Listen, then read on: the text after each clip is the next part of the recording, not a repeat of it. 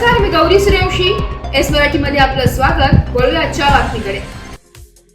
SC ST अर्थात मागासवर्गीय संघटना BSNL व BSNL प्रशासन रायगड यांच्या संयुक्त विद्यमाने रायगडच्या पनवेल येथील कार्यालयात DGM शशिकला दापके मॅडम यांच्या अध्यक्षतेखाली महामानव डॉक्टर बाबासाहेब आंबेडकर यांची 134वी व राजे छत्रपती शिवाजी महाराज, महात्मा फुले, सावित्रीबाई फुले यांची संयुक्त जयंती आयोजित करण्यात आली होती.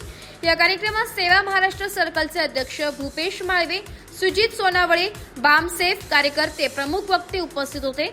यावेळी दीपक जाधव, तुषार शेणवी, प्रमोद पाटील यांची भाषणे होऊन प्रास्ताविक भाषण व आभार प्रदर्शन सेवा रायगड मुख्य मार्गदर्शक सुनील जाधव सेवानिवृत्त यांनी केलं असून या कार्यक्रमाची सुरुवात सर्व महापुरुषांच्या प्रतिमांचे दीप प्रज्वलन व पुष्पमालिका अर्पण करून पूजन करून त्रिशरम पंचशील व भीमस्मरण भीमस्तुती झाल्यानंतर पाहुण्यांचे स्वागत करून सुरुवात करण्यात आली. एक दिवस अगोदर या सर्व महापुरुषांच्या जीवनावर आधारित 100 गुणांची परीक्षा घेण्यात आली होती. त्या परीक्षार्थींनी मिळवलेल्या यशाबद्दल व सहभागाबद्दल सर्व परीक्षार्थींना प्रमाणपत्र देऊन सन्मानित करण्यात आले. त्याचप्रमाणे ज्या ज्या कर्मचाऱ्यांनी कार्यक्रम यशस्वीतेत सहकार्य केले त्या सर्व कर्मचाऱ्यांचे पुष्पगुच्छ देऊन सन्मान करण्यात आला व शेवटी शरणगाथेने कार्यक्रम संपून सांस्कृतिक कार्यक्रमास सुरुवात करण्यात आली.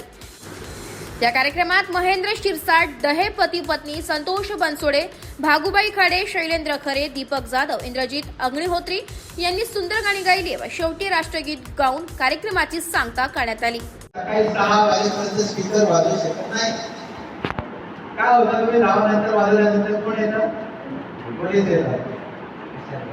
सुप्रीम कोर्टाने सांगितलं आर्टिकल 141 जो आहे, या आर्टिकल 141 मध्ये सुप्रीम कोर्टाला संविधानाने ही पावर दिली.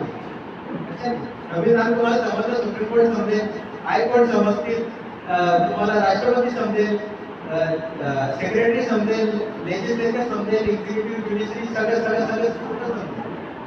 तर संविधान समजलं तर सगळं समजेल, पूर्ण भारत समजेल. तर अशा प्रकारे हे जे संविधान आहे, हे संविधान जे आहे हे आपल्या जीवनात सांगतो, हे आपल्याला पुढे आज आपल्याला कुठे जायचं असेल तर कुणाच्या परमिशनची गरज आहे.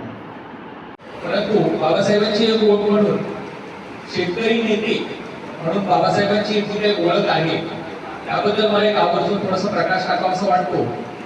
बाबासाहेबांनी फार म्हणजे अगदी 100-125 वर्षापूर्वी 100 वर्षापूर्वी 1918ला बाबासाहेबांचे एक पुस्तक आहे, small holdings in India and their remedies. म्हणजे त्यामध्ये बाबासाहेब असं नमूद करतात की शेतीविषयक म्हणजे आपली जी कुटुंब संस्था आहे, विस्तारित कुटुंब पद्धती, यामुळे काय झालंय, शेतीवर ताण येत चालला आहे आणि त्यामुळे आपल्या इथला जो शेतकरी आहे तो अल्पभूधारक होत चाललेला आहे असं बाबासाहेबांनी 100 वर्षापूर्वी ते विश्लेषण केलेलं आहे. आणि त्यावर उपाय म्हणून बाबासाहेब हा उपाय सुद्धा सुचवतात. बाबासाहेब म्हणतात की आपला एक मूल शेतीमध्ये ठेवा आणि दुसरी जी आपली मुलं असतील त्यांना व्यापार, उद्योग, सेवा, शिक्षण अशा क्षेत्रामध्ये घाला.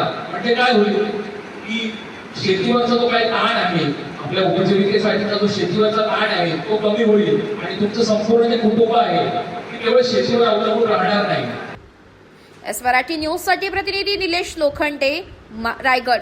अशाच नवीन ताज्या घडामोडी जाणून घेण्यासाठी आमच्या एस मराठी न्यूज चॅनलला लाईक करा, शेअर करा, सबस्क्राईब करा आणि बेल आयकॉनला क्लिक करायला विसरू नका.